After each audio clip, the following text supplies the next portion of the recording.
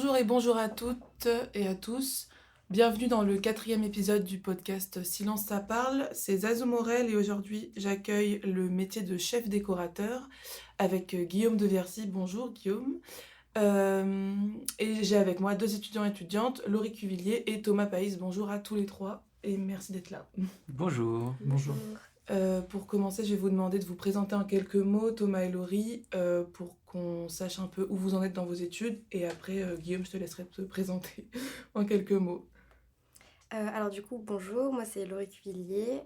J'ai fait un bac ST2A à la Souterraine en Creuse. Et après, je suis arrivée à Paris pour mes études supérieures et j'ai fait une licence de cinéma ici à Paris 8. Pour valider ma licence, j'ai dû faire un stage que j'ai fait cet été dans une équipe déco. Et du coup, là, j'ai fini ma licence et je cherche à faire d'autres stages ou à trouver du travail dans le cinéma. Bonjour, moi c'est Thomas Païs. J'ai grandi en région parisienne et j'ai fait un bac général. Et après ça, je suis allé en école d'architecture que j'ai arrêté au bout de 2 ans et demi pour me consacrer beaucoup plus au cinéma et spécialement à la déco.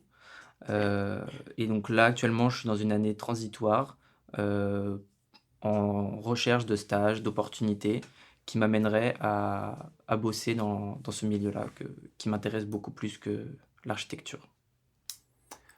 Bonjour, alors je m'appelle Guillaume de Versy, je suis chef décorateur dans le cinéma et l'audiovisuel. J'ai grandi en banlieue parisienne, j'ai passé un bac cinéma, puis après je suis venu faire mes études ici, à Paris 8. Donc j'y suis arrivé en 1998. J'y suis resté jusqu'à la licence que je n'ai pas validée. Voilà, mais j'ai mon deuil. Euh, alors après la fac, j'avais très envie de travailler dans le milieu du cinéma et de l'audiovisuel. On était une bande, on va dire, ici à Paris 8, à avoir envie de faire des courts-métrages. Du coup, on en a fait un certain nombre. On se retrouvait, il y en a un qui écrivait un scénario, l'autre venait essayer de trouver une caméra, venait filmer, on trouvait un ingénieur du son, etc., etc. Du coup, on a rencontré beaucoup de monde. Et de fil en aiguille, on a pu faire différents stages. Et j'ai découvert le métier d'accessoiriste de plateau. Alors, c'est un métier que je ne connaissais pas du tout. C'est un métier qui m'a plu. Donc j'ai essayé de rencontrer des personnes qui pouvaient éventuellement m'aider à découvrir un peu plus ce métier, voire à m'embaucher, jusqu'à réussir à être embauché pour être assistant d'accessoiriste, puis devenir accessoiriste moi-même, puis étant accessoiriste, découvrir le métier de chef décorateur, et avoir l'opportunité de devenir chef décorateur, enfin bref, dire un peu oui à plein de gens, et presque à tout le monde. Et un peu par hasard, je suis devenu chef déco et ça m'a tellement plu que j'ai tout fait pour rester chef déco. Est-ce qu'il y a d'autres métiers que tu as fait du coup dans la déco à part assistant plateau, enfin accessoire plateau, pardon, et chef déco, ou c'est les deux principaux Non, c'est les deux principaux métiers. On va dire donc troisième assistant, je sais plus comment on dit maintenant, troisième assistant décorateur, donc un peu couteau suisse. Je faisais un peu de run, c'est-à-dire que c'est moi qui allais faire des courses un peu rapides pour, je sais pas, soit pour le plateau, pour l'accessoirisme, pour après l'ensemblage, la régie d'ex. Après, voilà, après, je pourrais aussi vous détailler les différents métiers parce qu'ils sont assez nombreux. On va dire que la déco, on appelle ça un département. Voilà, donc c'est le département décoration, comme il y a le département image, département production, etc. Donc censément, moi, comme chef décorateur, je suis responsable de ce pôle décoration, de ce département décoration sur un projet, donc que ce soit audiovisuel ou cinéma. Il y a le chef décorateur. Ensuite, il va être aidé en termes de logistique, suivi de budget, organisation, etc., par un premier assistant décorateur, qui lui-même pourra être aidé par un second assistant décorateur, qui lui-même pourrait être assisté d'un troisième assistant décorateur. Sachant qu'il peut y avoir aussi un pôle dessin, des gens qui font des plans, les personnes qui font des dessins un peu d'ambiance aussi. Après, il va y avoir un pôle ensemblage. Alors, l'ensemblage, c'est les personnes qui doivent trouver physiquement les meubles, ce qu'on met au mur, ce qu'on met au sol, hormis la peinture. Donc, en général, il y a un ensemblier, parfois un assistant ensemblier. Cette personne va être aidée par des gens qu'on appelle des reapers. Donc, eux, ce sont des déménageurs Ah oui, spécialisés. oui, c'est vrai. Voilà. Oui. Donc, eux, ils vont porter des trucs lourds. Avec un camion, ils vont chercher avec un camion des trucs lourds qu'ils vont charger dans le camion, puis décharger. Entre-temps, ils l'auront emballé. Et c'est vraiment un métier assez. Enfin, c'est pas juste du petit déménagement, parce que parfois, on peut être amené à déménager, je sais pas, un lustre, des œuvres d'art qui coûtent des sommes folles, déménager des pianos. Enfin, voilà, Ouais. c'est très, très C'est un peu varié. les bras de l'équipe, quoi. Voilà, c'est ça, exactement. C'est les bras de l'équipe. Ensuite, il va y avoir le ou la régie d'ex. Alors, régie d'extérieur, alors, c'est un nom un peu barbare. Mais en gros, c'est la personne qui va s'occuper de trouver ou de faire fabriquer les accessoires qui vont jouer dans le projet et qui va les confier à l'accessoiriste. Ok. C'est pas l'accessoiriste qui va... Parce qu'en fait, l'accessoiriste, lui, son boulot, c'est de gérer les objets au moment du tournage, sur le plateau. Mais il n'a pas le temps d'aller les chercher, puis sinon il fait des doubles journées. Donc il y a quelqu'un pour ça qui s'appelle le régidex, enfin le régie d'extérieur, dont le métier est d'aller chercher tous les objets nécessaires. Voilà. Mais ça peut être... Enfin, c'est les objets qui vont être touchés par les comédiens. Donc ça peut être Ok. les briquets, je sais pas, les briquets, les cigarettes, ça peut être... s'il y a une scène de repas, ben, ça va être toutes les victuailles. En plus de ça, on va avoir les ouvriers. Dans les ouvriers, il y a le pôle construction, avec un chef constructeur, des menuisiers, des traceurs, il y a le pôle peinture, qui est un peu dans la construction aussi. Donc là, on va avoir un chef peintre, un sous-chef, puis après des peintres patineurs, des peintres qui savent faire du faux bois, des fausses matières, des peintres en lettres. Et puis on a un dernier poste, en fait, qui est le poste par lequel moi j'ai commencé, donc c'est le poste d'accessoiriste, qui à la fois fait partie de la déco, mais est aussi complètement indépendant. C'est-à-dire que moi, il n'est pas sous mes ordres, enfin l'accessoiriste n'est pas sous mes ordres, mais par contre, on se parle beaucoup. Et on échange énormément parce que c'est lui qui est garant de la déco qu'on a installée, et puis c'est lui qui est garant de tous les accessoires qui vont être vus dans le film. Donc pour moi, c'est hyper important. Voilà. Ok. Et du coup, dans toute cette organisation, quel va être le rôle du chef déco? Je pense que ça va être de chapeauter un peu tout, mais quelles tâches peut-il être amené à faire au sein d'un projet? En fait, moi, mon travail, c'est d'essayer d'aider un réalisateur, une réalisatrice à donner corps comment dire, à la décoration de son film, donner le sens. Parce que, en fait, ça m'arrive assez fréquemment de discuter ou d'échanger avec un réalisateur, une réalisatrice qui n'a pas forcément une idée ou des idées préconçues en fait, de ce qu'ils veulent.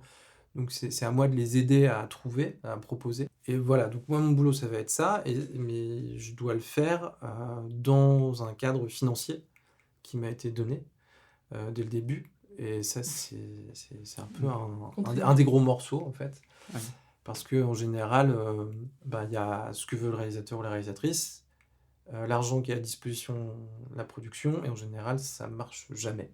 Donc mon boulot, c'est de c'est de faire rentrer des ronds dans des carrés et que ce soit le moins douloureux possible Oui, ok. pour tout le monde. Voilà. Après, donc ça, c'est mon, comment dire, mon travail avec la réalisation et la production. Et puis après, une fois qu'on a trouvé des solutions miraculeuses, je dois les mettre en œuvre. Moi, j'ai juste une question par rapport au métier dont tu parlais juste avant. Moi, je sais que à mon stage, il y avait 2 postes d'accessoiriste. Il y avait un accessoiriste plateau et un accessoiriste meuble qui a été rattaché à la construction. L'accessoiriste au meuble, son travail, c'est par exemple, de poser la moquette, par exemple, de faire les raccords de plomberie, d'installer des robinets pour que, que l'eau coule réellement, de faire des petites installations électriques, de réparer un meuble, de bricoler un meuble pour qu'il fasse telle et telle chose qui est écrite dans le scénario. Ouais, c'est plus rattaché à la construction du coup. C'est ça, rattaché à la construction, et puis c'est en général quelqu'un qui ne vient pas au moment du tournage.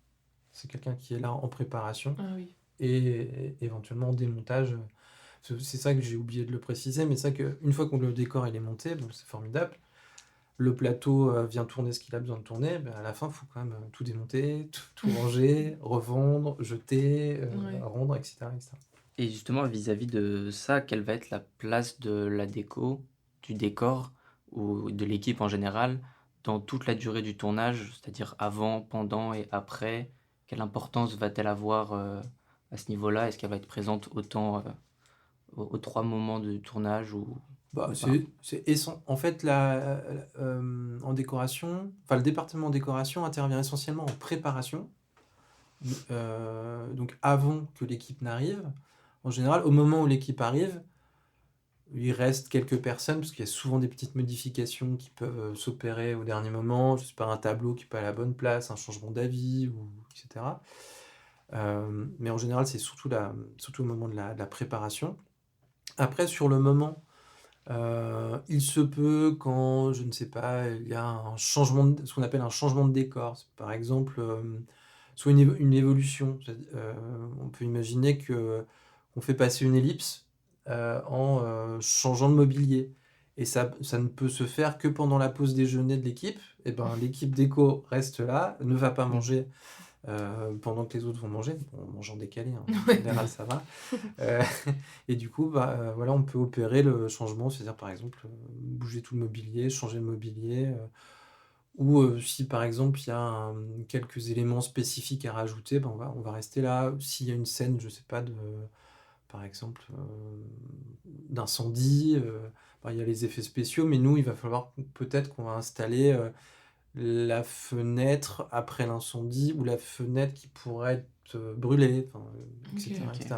Et puis après, là où on revient en force, c'est au moment du démontage. Donc c'est une fois que tout le monde voilà, toute l'équipe a terminé de tourner, nous on vient tout ranger et tout évacuer pour rendre le décor à leur propriétaire. Oui. Ouais, sinon, moi j'ai une autre question. C'était par rapport à quand tu parlais du budget, etc. Est-ce que du coup c'est la prod qui donne un montant précis et tu peux choisir de demander à l'augmenter ou à le réduire? Enfin, est-ce que c'est eux qui te donnent d'abord un chiffre ou est-ce que c'est toi ou ton équipe qui propose, qui dit en fonction du scénario, des idées du réalisateur, etc. Il nous faudrait tant, est-ce que c'est possible? Donc en général, on essaie de se le dire à peu près en même temps. C'est-à-dire que moi, de toute manière, je fais ce qu'on appelle un budget prévisionnel. C'est-à-dire que je lis le scénario de manière très attentive et j'essaie de le chiffrer, ce qui est faisable en fait. Alors évidemment, avec le métier, c'est de plus en plus facile. Et puis c'est en général quelque chose que je fais pas forcément seul.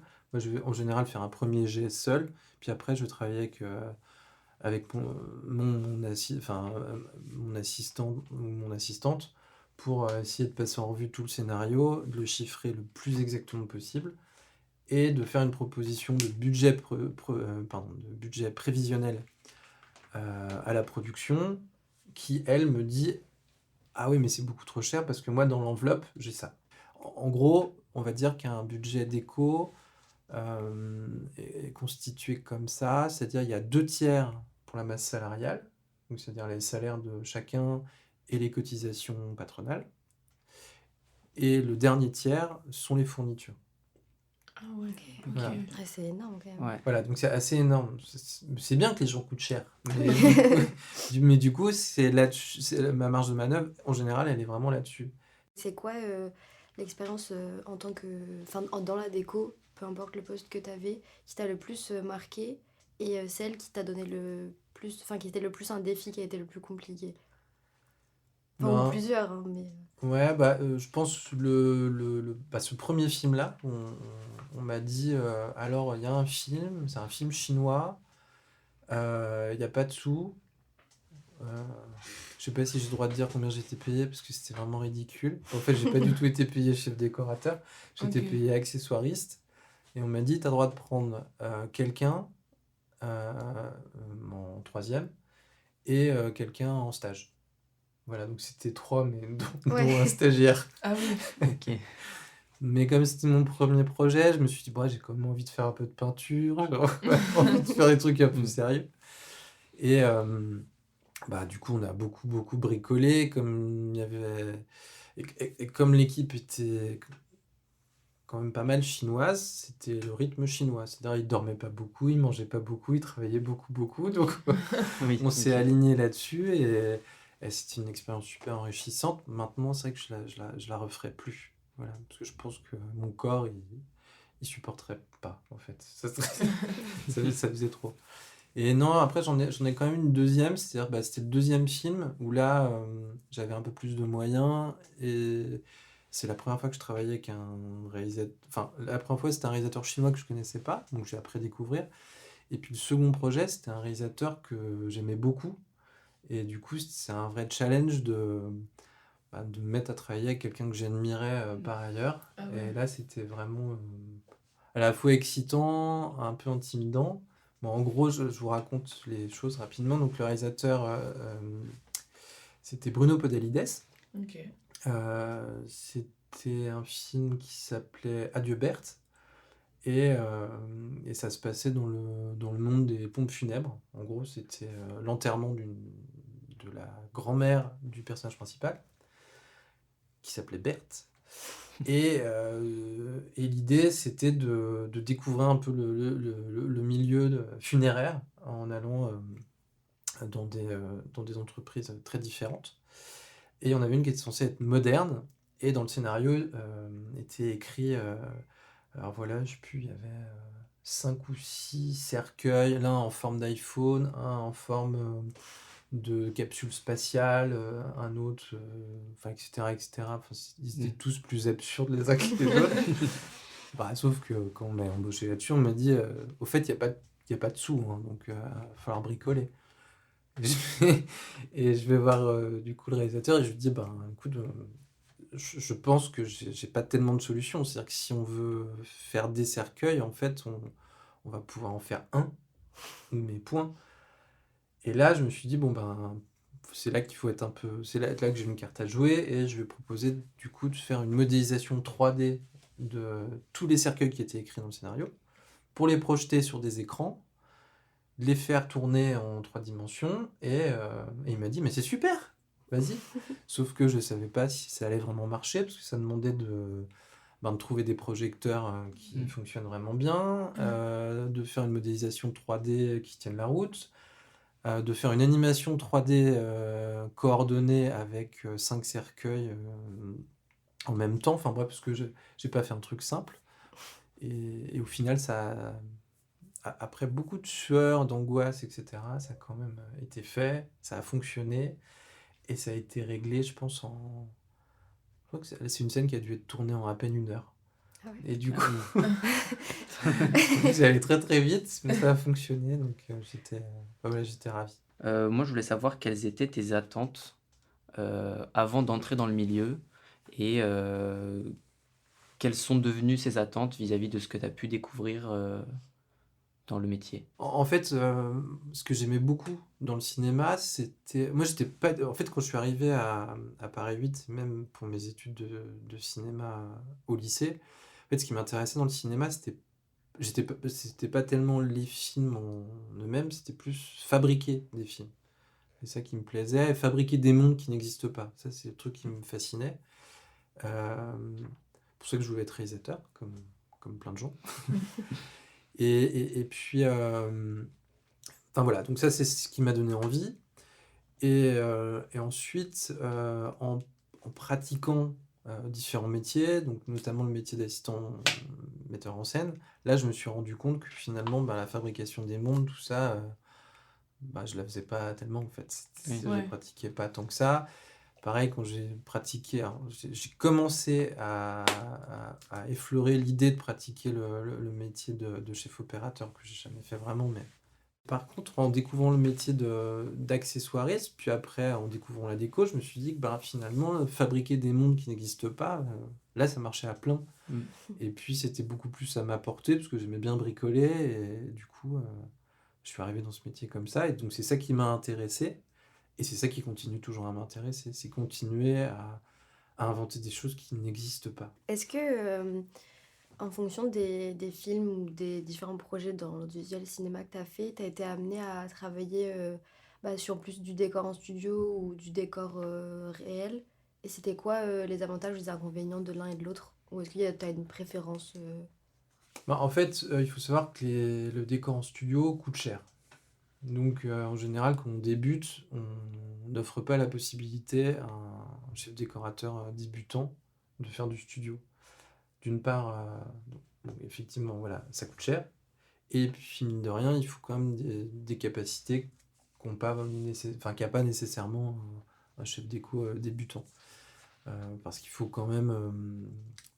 un studio, c'est un grand plateau vide où il va falloir construire de toutes pièces le décor approprié au scénario. Et là, ça se rapproche de l'architecture. Enfin, toi qui as fait des études d'architecture, Oui, c'est bien vraiment sûr. ça en fait. D'ailleurs, il y a beaucoup de chefs décorateurs qui ont fait des études d'architecture. Après, et notamment en France, on fait beaucoup, enfin les films, on fait beaucoup de films naturalistes, donc souvent qui se tournent en décors qu'on dit naturels, c'est-à-dire des décors existants, mais que la décoration va arranger, adapter en fonction évidemment des personnages, de l'histoire, et puis de l'époque, etc., etc.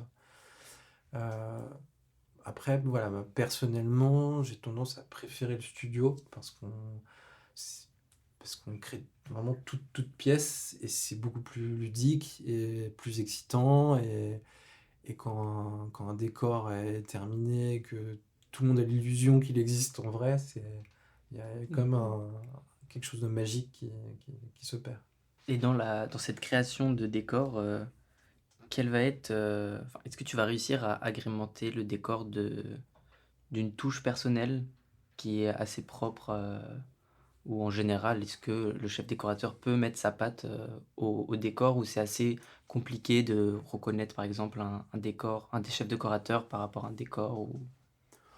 En fait, je pense qu'on a tous des marottes. En fait, il y a des choses qui nous intéressent plus que d'autres. Il y a je sais pas, des chefs déco qui sont plus ou moins à l'aise avec la couleur, par exemple, ou qui Ouais. sont capables ou qui ont envie de tenter une stylisation particulière ou jouer avec des gammes chromatiques particulières. Après, il ne faut pas oublier qu'on reste des artisans. On n'est pas, enfin, on peut être considéré comme artiste, mais moi, je me considère plutôt comme artisan et on est là au service de l'esthétique d'un film. Et je pense qu'une déco réussie, c'est une déco qui se voit pas du tout et qui est en harmonie complète avec l'image, avec les costumes, avec ce qu'a voulu Avec le le scénario. réalisateur. Mm. Exactement. Voilà, on est vraiment Ok. au service du scénario. Et du coup, enfin, tu parlais un peu de conseils, est-ce que tu aurais des conseils ou des qualités ou enfin, des trucs assez précis à donner à des personnes qui voudraient travailler dans la déco ou même dans le cinéma en général? Donc non, moi ce que je peux conseiller, c'est vraiment rester ouvert à un maximum de choses. Euh, Pas dire oui à tout, parce qu'il faut pas dire oui à tout, mais en tout cas rester très ouvert au maximum d'opportunités possibles, ne pas s'enfermer dans un seul métier, en tout cas au début. Parce qu'après, une fois qu'on s'engage un petit peu, je sais pas, dans un département, c'est très dur de se dire, ah bah finalement ça me plaît plus, j'aime plus l'image, je vais repasser au son. Enfin voilà, c'est tellement spécifique. Et puis, il faut pas oublier que c'est des métiers souvent un peu précaires, où enfin, voilà, souvent on est en contrat à durée déterminée, c'est les fameux intermittents du spectacle.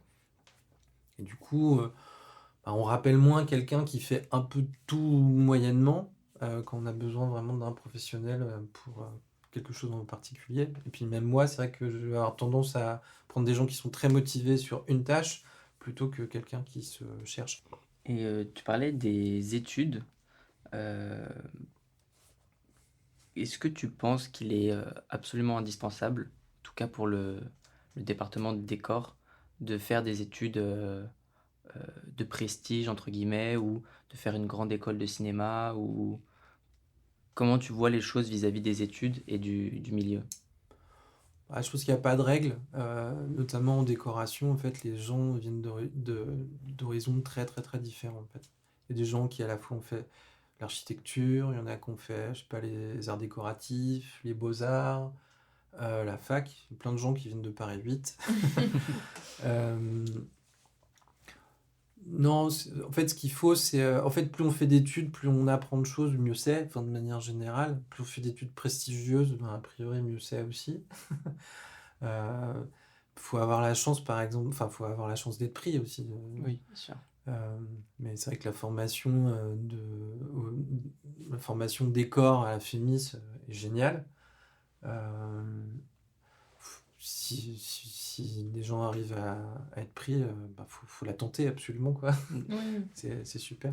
Et puis sinon, voilà, faire les arts déco ou faire tenter les beaux-arts. Enfin, il y a pas de règle, le tout c'est de rester curieux et de s'intéresser oui, de s'intéresser à la fois aux beaux-arts, à l'artisanat, au plus de choses possibles. Moi, j'avais une question vis-à-vis de toutes les avancées technologiques assez récentes, où, par exemple, dans les films, on a l'impression qu'il y a de plus en plus d'effets spéciaux. Il y a ce côté intelligence artificielle. Je ne sais pas à quel point tout ce monde technologique peut impacter le métier de décorateur au sein du cinéma. Eh ben, en France, par exemple, comment dire? Pour l'instant, moi, je sens pas un bouleversement du métier. Alors pour la partie, comment dire, je sais pas, par exemple, création de décors en 3D. En fait, en général, on a toujours des trucs à construire, par exemple. Et puis en France, en fait c'est toujours du travail. Donc, même si c'est pas des gens qui vont construire des choses, je sais pas, en bois, en plâtre, avec de la peinture, etc., ça va être des gens qui vont être derrière un ordinateur et qui vont créer des choses. Donc, ça coûte quand même de l'argent et ça coûte parfois plus cher que de faire les choses en vrai. Bon, après, ça dépend quoi, il y a des choses qui sont pas possibles en vrai, mais Oui, bien sûr. c'est vrai qu'en France, finalement, il y a assez peu d'effets ou d'incrustations Oui, c'est de vrai. 3D. C'est surtout outre-Atlantique que ça fonctionne, enfin en Angleterre ou aux États-Unis que ça fonctionne le plus. Voilà. Et ensuite, l'intelligence artificielle, ouais, ça change un peu des choses, mais surtout pour les droits. Et c'est un peu en questionnement. C'est-à-dire que là, par exemple, je travaille sur une série, donc ça sera pour Netflix. Et Netflix nous dit, utiliser l'intelligence artificielle, il n'y a aucun problème. Par contre, il faut passer par notre service juridique. Et on sait très bien que si je passe par le service juridique de Netflix, j'aurai une réponse dans 2 mois. Et dans Ouais. 2 mois, c'est trop tard. Le tournage sera fini. Voilà, le tournage sera fini, ça n'aura servi à rien. Et en même temps, je pense que c'est parce qu'ils savent pas trop comment se positionner sur les droits d'auteur par rapport à l'intelligence artificielle. Parce qu'en fait, il faut la nourrir, cette intelligence artificielle, il faut bien la nourrir avec des objets, enfin, avec des œuvres existantes. Et ces œuvres existantes, c'est bien des gens qui les ont créées. Et du coup, l'objet créé via une intelligence artificielle qui va être diffusé sur une plateforme, quel est son statut exactement? Et là-dessus, c'est encore plein de points d'interrogation. Ok. Ok. Mais en vrai, j'avoue que j'utilise un petit peu, notamment pour créer des personnes qui n'existent pas. Parce que souvent, on a besoin de visages, de photos de personnes. Et soit on les fait, ces photos, mais il faut trouver les gens, c'est du droit à l'image, c'est-à-dire il faut quand même demander Oui, l'accord bien des sûr. gens, ce qui est normal, tout ça. Et c'est vrai que parfois, ça nous arrive dans nos équipes de dire, bon, ben, là, on va fabriquer quelqu'un qui n'existe pas, voilà, il se plaindra pas. Et puis nous, ça nous fait des photos, et puis c'est dans le fond, comme ça, dans Oui. le décor, donc ça se voit pas trop. Mais non, en tout cas, c'est un vrai sujet. C'est un vrai sujet, et pour l'instant, c'est toujours en questionnement, en tout cas. Eh bien, moi, j'ai quelques questions de la part des auditeurs auditrices que je ne peux pas inviter, car je ne peux pas inviter tout le monde dans le studio, ce serait beaucoup trop. Par quels canaux on passe pour se fournir en mobilier d'époque? Alors, ça dépend où, mais en gros, en région parisienne, il y a certains loueurs de Ok. mobilier, donc à Paris et proche banlieue, qui ferment un peu les uns après les autres. parce qu'il y a une pression foncière à Paris et en région parisienne. Et comme c'est des grands entrepôts, ben, c'est des grandes surfaces, et à un moment donné, ils disparaissent. Donc il y en a déjà un certain nombre qui ont disparu. Il en reste quand même quelques-uns, notamment Lanzani, qui se trouve... donc c'est entre, on va dire, pas loin de Voltaire. Voilà. Il y en a un autre, pas très loin encore, qui fait du mobilier. On en a un autre qui se trouve à Brive-sur-Marne, qui s'appelle Les Deux Ailleurs, au niveau des studios de anciennement la SFP. Voilà. Donc eux, ils ont du mobilier d'époque. Et puis après, il y a les antiquaires. Ok. Donc, par exemple, il y a les Puces à Saint-Ouen. On va régulièrement louer des objets d'époque, parce qu'ils ont des choses en général magnifiques, très bien conservées. Et puis après, il y a un dernier canal qui est, que vous connaissez, c'est le Bon Coin. Voilà, donc on fait du Bon Coin ou du eBay, et on trouve énormément de choses comme ça. En tant que chef décorateur, quel est ton rapport aux autres pôles ou aux autres chefs de pôle pendant la prépa et pendant le tournage? Quelles sont tes limites dans les décisions à prendre ou dans les problématiques rencontrées? Bah, c'est vraiment un point très important, ça. Et c'est vrai qu'on ne l'a pas complètement abordé. Euh, Comme j'ai essayé de l'évoquer, en fait, un projet, que ce soit de cinéma ou d'audiovisuel, c'est vraiment un projet collectif. Et c'est vrai que les moments où on se retrouve tous ensemble, bah, c'est des moments très rares. Parfois même, ça n'arrive quasiment pas. Il y a un moment qui est dédié à cette rencontre, qui est la lecture. Donc au moment de la préparation, en général en fin de préparation. Bah, souvent c'est beaucoup trop tard pour la déco d'ailleurs. On fait une lecture, donc tous les chefs de poste sont là, puis un petit peu plus, sont là autour d'une table, et on lit le scénario. Et on se pose toutes les questions qu'on doit se poser. Bon, en général, chaque département a déjà posé ses questions en amont, il y a déjà eu des bouts de réponse, mais là ça permet de finir de s'accorder et de se dire, mais au fait, il y a toujours des petites questions habituelles. Du coup, le casque de moto, c'est la déco ou c'est les costumes? Ah oui. Voilà, ben, tout le monde surbalance la patate chaude. Donc en général, ça finit à la déco, mais il faut pas comme il faut les mensurations du comédien, il faut bien que les costumes les donnent. Voilà, donc c'est Ouais. toujours le même gag sur tout le film. J'adore. Voilà. Non, après, ce qu'on essaie de faire, on essaie de communiquer un maximum, mais c'est pas simple parce qu'on n'a pas beaucoup de temps. Il faut gérer chacun de nos équipes et nos départements. Et c'est aussi, mais dans l'idéal, oui, c'est bien d'en savoir un petit peu plus sur les costumes qui vont être mis dans tel décor, comme les costumes ont un peu envie de savoir de quelle couleur vont être les murs, s'ils vont être changés de couleur, Ah oui, oui. pour que tout ça s'accorde à peu près bien. On va dire que dans un projet un peu parfait, oui, on a eu le temps de se faire des réunions transversales avec tous les départements, et on a pu aborder les différentes directions esthétiques qui allaient être choisies par chacun. Moi, ça m'arrivait quand même assez peu souvent de réussir à faire ça bien avec tous les autres corps de métier. Voilà. Et ce qui bloque souvent, c'est le temps. Voilà. Ouais. On a des préparations qui sont de plus en plus courtes et on n'a pas vraiment le temps de se voir. C'est combien de temps à peu près une préparation en déco? On va dire en général, c'est la durée du tournage.